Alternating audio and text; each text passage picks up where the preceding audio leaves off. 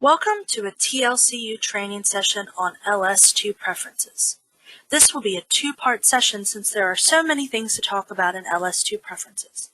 I will be touching on almost every setting in the LS2 preferences module, as well as providing some real-life workflow examples of them to help give you a better understanding of how some of these settings play out in the library.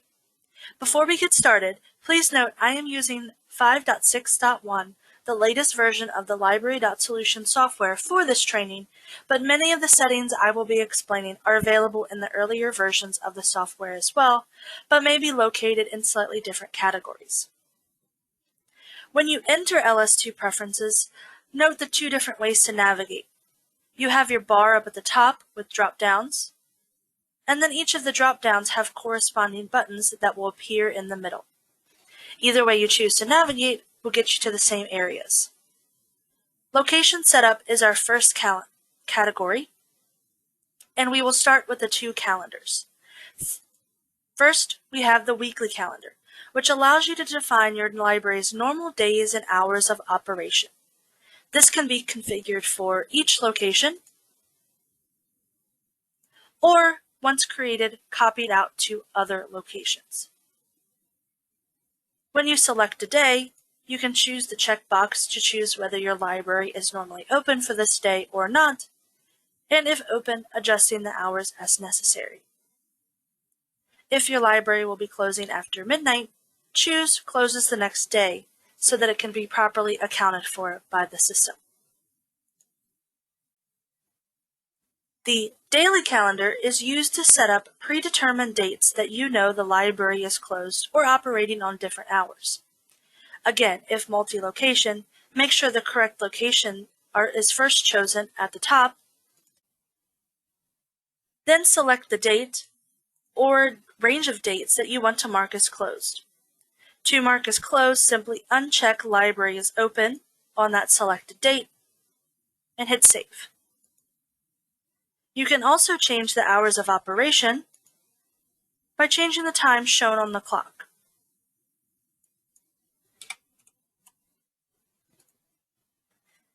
If needed, you can also make this change to multiple locations at once by using Save to Multiple Locations. As mentioned, this is great to use to go ahead and put in pre-planned closings for holidays or other events to make sure that your circulation rules account for them properly. You can even schedule these dates all the way to 2039. Next, under Location Setup, we have Defaults. And here is where you'll find a lot of your foundational setup, hence the category name. Please note again the location drop-down and be sure to double-check which location you are changing settings for. First, in the Details tab, we have Do No Later Than. Typically used more by school and academic libraries, this allows you to choose a date in the future that your normal circulation rules will not exceed. As my example noted in schools, you may choose to set this date close to the end of the year or semester to make sure that all of the materials are in before your students leave for the end of the year. Grace period allows you to select a number of days an item can be overdue before a fine is incurred. Check-in lag will allow you to put in place a minimum 24-hour reshelving status period on your materials when they are checked in. This will show both an LS2 staff and LS2 pack, so everyone at the library knows that a book may still be on a reshelving cart, but is still available to be checked out. This is really great for larger libraries or those who can't get items back on the shelf within that 24-hour time frame. Keep in mind, items in this reshelving status behave just like available items and will trigger holds if applicable. Card expiration, along with the card expiration warning, is the number of days a borrower's registration is active before their card will expire. Card expiration gives you a good opportunity to get a borrower's updated contact information to keep your database relevant. Use the card expiration warning setting to pick a number of days before a soft block will appear on a borrower's account before expiration. This will appear to your staff to allow them to gather the patron's updated contact information to prevent a lapse in service. There's also a new notice in version 5.6 where you can set the same card expiration warning to be sent to your borrower's email account to help make them aware of the expiration as well. Fiscal month and fiscal day are collected here and are used in library.solution to help calculate the number of circulations this period, as shown here in LS2 staff, in the item level information. If you're familiar with how to create and assign your library circulation rules, then Default Rules Profile is used as the base rule that all new borrower type and holding codes combinations will get assigned to, if you forget to assign it to an already established rule. It is recommended that you use a rule that is non-circulation or very strict to help signal that the things assigned to it are potentially not checking out as expected. LS2 pad config is used typically in multi-location setups to help associate the correct LS2 pack configuration with the selected location in defaults. There are several holds management options here as well. First, pickup holds by is the number of days a hold will stay on the arrived shelf before a fee will be charged. This fee will be seen later and is set up under the Fines and Overdue tab. This option also reflects in the pickup by date displayed on the LS2 staff arrived hold shelf and is helpful to those who manage it. Keep in mind your daily calendar will play into the pickup by holds date as well, and if your library is closed on a Sunday, the pickup by date will reflect 8 days because of the closure. Hold's expiration is the number of days a pending hold will remain active. Then we have this checkbox statement, which will determine your canceled hold's workflow. If checked, a canceled hold is immediately sent to the next borrower in line after being canceled either in LS2 staff or LS2 pack. If unchecked, canceled holds get placed into a transit status and generate a message in LS2 staff. To send the hold on to the next borrower, the item needs to be checked in, which will then notify the next borrower in line. Keeping this unchecked is a slightly cleaner workflow and allows you to manage the canceled holds on your arrived hold shelf correctly and prevents some confusion when borrowers come in to pick up those holds. In library.solution, the way that we account for damaged items and give them that status is by using the setting Route Damaged Items for Repair. Once you create a repair holdings code, you can assign it here so that when doing a special status check-in to mark an item as damaged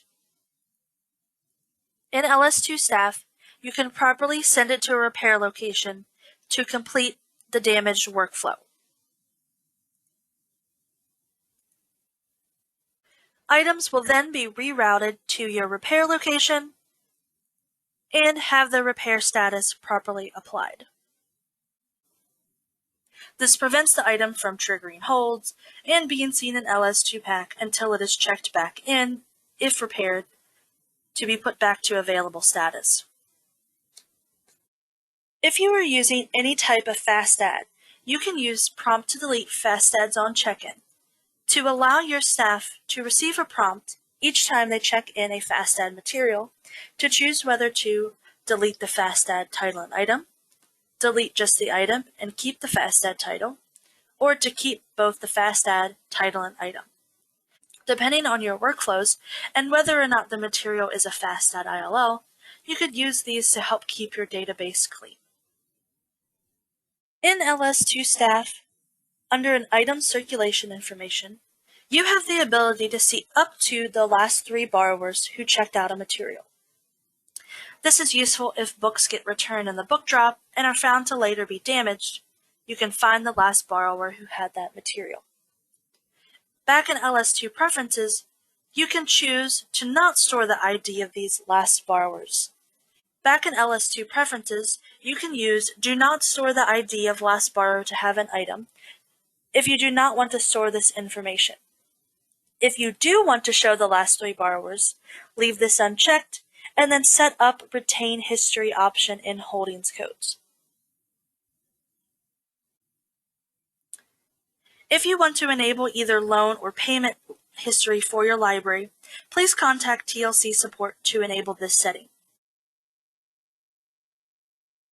Once turned on here, you can select an individual borrower's loan history preferences in their account at LS2 staff under Borrower Info, Settings, Record Loan History. Loan history can then be viewed either here in LS2 staff or by the patron themselves by logging into their LS2 PAC account, navigating to the Account Activity page, and viewing their loan history here.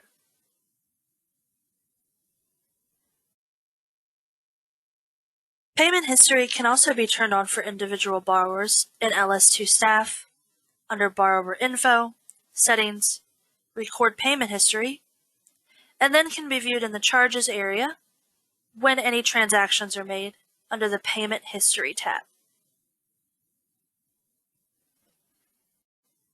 Payment history as well is a great management tool for your library to see what fines and fees a borrower may have paid, been charged, or even had waived. Because of how loan history behaves, that when it is turned off for any borrower, it is no longer recorded and their entire history cleared. You may choose to check loan history clearing if you want a warning to show in LS2 staff that advises the history will be deleted when turned off. There are also several email options here. First, one about validating email addresses, and this allows the system to check if a borrower has any of their notifications set to email, and if so, checks if that borrower also has an email address in their borrower information. If no email is found, a soft block displays to allow staff to have a reminder to retrieve that information. Then we have Disable Prompts to Email Receipts. If checked, this will no longer show a reminder to your staff and LS2 staff when a patron does not yet have email receipts selected. Depending upon the use of these settings, they can be instrumental in helping to encourage your borrowers to switch to email notifications. Allow Floating Collections includes settings to help you manage the thresholds if you have any floating collections. For automatic renewals, this is the first and most broad of places where you can turn on the feature. This will allow all items at the chosen location to be considered for automatic renewal. When automatic renewals are turned on, this setting will be time-stamped, meaning only items from that date and time forward will auto-renew. Items checked out before will not auto-renew. This is applicable to any of the areas where we see automatic renewals can be turned on. Automatic renewals, also at any level they are set, account for any other renewal rules such as renewal limits and blocking them if an item has a hold.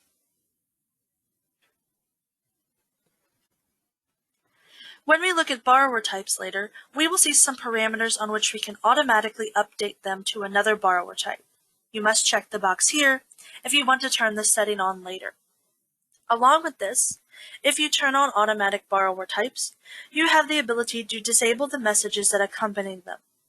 These messages appear in LS2 staff if enabled. On the next tab, Block Rules allows you to set up how blocks will behave if you use responsible party linking. There are different tiers of severity to help you choose what will work best for your library to perhaps keep them from abusing the use of the linked cards. At the lowest level, there is no action. Each borrower's blocks are their own and they do not affect the responsible party members. Warnings only will generate a soft block warning on the responsible party, also known as the parent account, if any other members in the responsible party chain have a block. Upward blocks will block both the borrower who generated the account block as well as the parent/responsible party in the chain, but not other members. Then finally, the most severe is all blocked, which prevents all borrowers in the responsible party from completing transactions unless overridden when anyone else in the party also has a block. Below these levels is the list of blocks on which they will be behaved. Card expired, checkout limit, fine limit, overdue limit, long overdue, and collection agency, if applicable, are all system-generated blocks and activate when borrowers hit those thresholds. An account standing is a manual behavioral type block that staff members must set in LS2 staff borrower information. If upward or all blocks is selected and you're using auto renewals, you will also have to choose whether you are going to ignore responsible party blocks and allow automatic renewals to happen, or obey responsible party blocks and disallow automatic renewals. To block borrowers from borrowing more items if they have any long overdues, you can use apply long overdue blocks either at all locations or only for items circulated by the selected location. The last block shown here allows you to choose whether or not blocked borrowers can place holds in LS2 pack or kids. These use the same blocks as previously discussed with responsible party. This would be based on your library policy, but choosing to let blocked borrowers place holds may be an excuse to get them to physically come into the library and handle these blocks before picking up the materials they have placed on hold. Moving into the Fines and Overdue tab, remember that all of these settings that we've been talking about under defaults only apply to the selected location in the drop-down, and you must customize them for each location. Pay local fines only can be checked if you only want patrons to pay fines at the locations the items have circulated from. So if I work at the Washington branch and I view a patron's charges in LS2 staff, I will only be able to collect fines on the Washington items. Other location fines and fees items, such as these from the Taylor location, will show, but will be grayed out and unable to be paid at this location. Typically, your materials are going to have prices at the MARC record level that would be used as the lost fee. However, you can set a default lost fine that will populate if no price is found at the MARC level. This, of course, is a location level setting, but can be refined to give a default lost fine per holdings code in that configuration area later. Because this default lost fine is not often a true reflection of the value of the material, I've worked with several customers who have often put in a unique price in here like $25.01 or $33.33 that wouldn't typically be the price of a book, but would instead alert circulation staff that the price may need to be adjusted. Along with this default lost fine, you can also set a loss processing fee to be charged per item, along with the price of the book. Then we move into your automatic notice settings. First, you set the number of overdue notices you want to send to your patrons, and then the number of days between notices.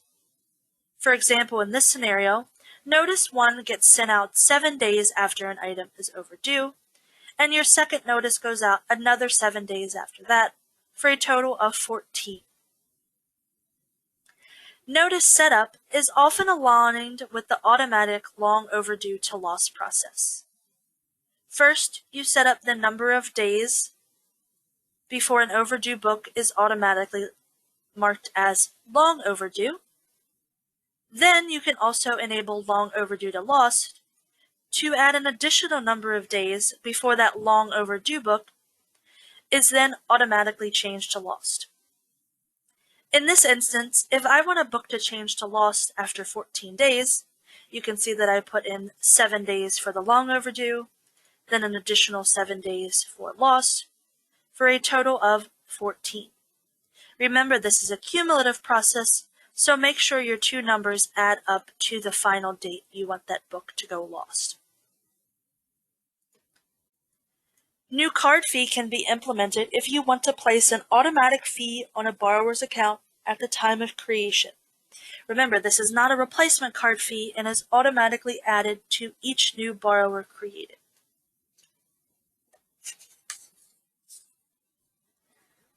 As mentioned when talking about hold setup, You can charge a fee for holds not picked up after a certain number of days. Leave unchecked if you do not wish to charge its fee. LS2 Preferences also includes 2 ways to automate the handling of lost items and is highly dependent on your workflows and your library for whether these would work for you. First is an automatic process that happens upon manually marking checked out items as lost.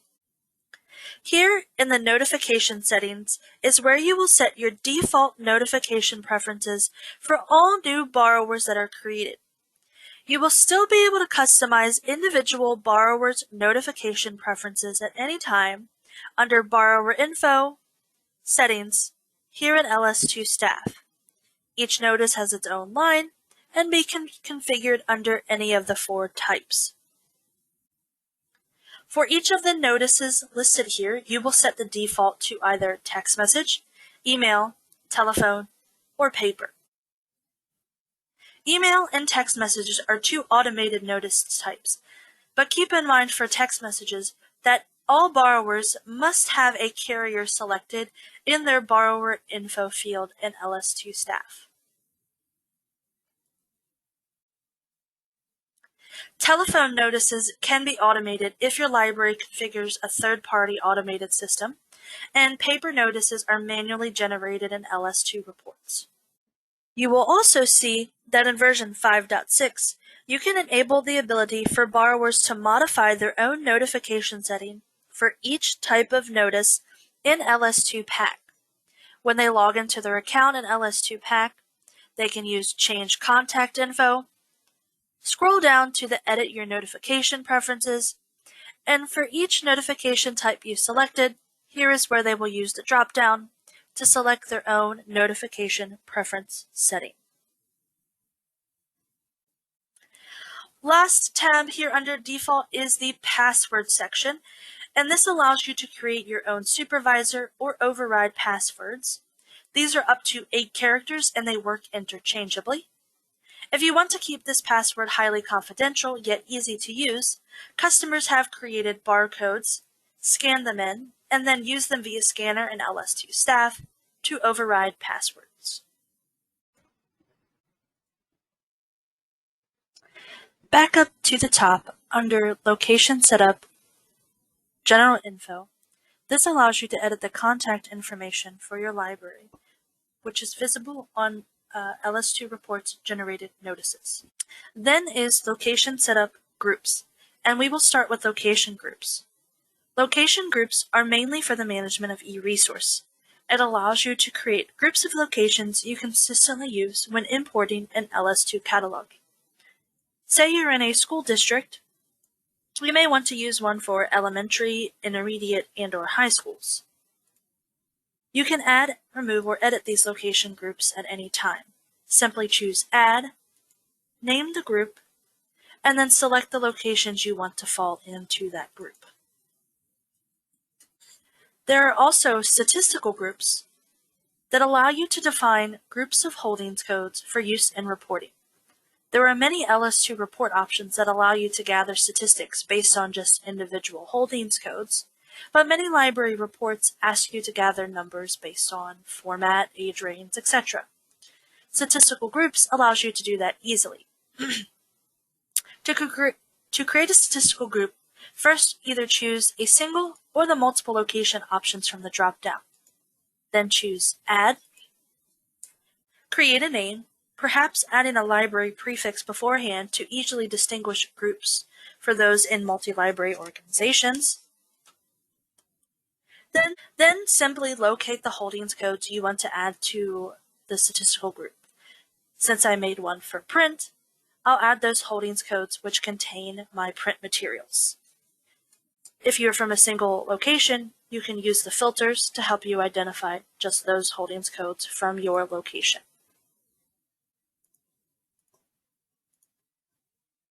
Once selected, hit Add to assign to that statistical group. You can also unassign if you accidentally moved the wrong holdings code into the group. Statistical groups may be edited or deleted at any time as well. Next, under Location Setup is Notice Text. and this is for your paper notices from LS2 reports only. We'll see the email and text notice options later under borrower notifications. The notices listed here are the defaults. The text is free for you to change up to the 250 character limit. The last area under location setup is printing, and the first area is for some of your beginning label setup for LS2 cataloging, allowing you to choose some basic format options of whether you want single or double line, multiple line labels, as well as the character you will break your lines on. More label setup we will see under System Settings, Label Stock Configuration. Next is your slips setup, and this is where you can customize the arrived hold, payment receipt, items out, and checkout slips for each location. When customizing a slip, most of the information is contained in the body. Here you can add labels, which is free text, or data, which are specific elements for the slips to customize them. The slip we are currently customizing is our basic checkout slip, that it has information such as the title we checked out, when it is due back, and the price. If we wanted to add more specific information, we could use the drop-downs to add one of those labels and or data that we just mentioned.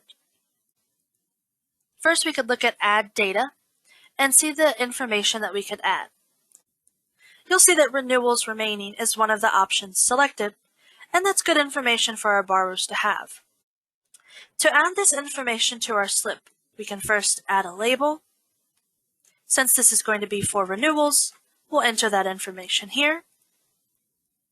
Close this, use our drop-down again, and use Add Data. As mentioned, we want to put in renewals remaining, so we'll enter that here. You can then also use your alignment and other font options to customize the slip further. And we'll close that. Be able to do a print preview to look at our changes to see that now renewals are added to our slip. Many libraries also choose to add custom messaging to their slips. This is done usually in the body footer by adding a label. We could put in any message here such as policy changes or programming reminders for free and easy advertisement to our patrons. Once configured on the slip, again we can close that and preview our slips.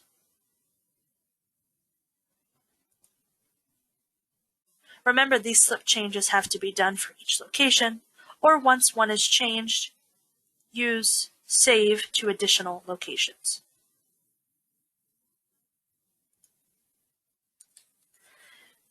Thank you for joining me in the first part of our journey through LS2 preferences.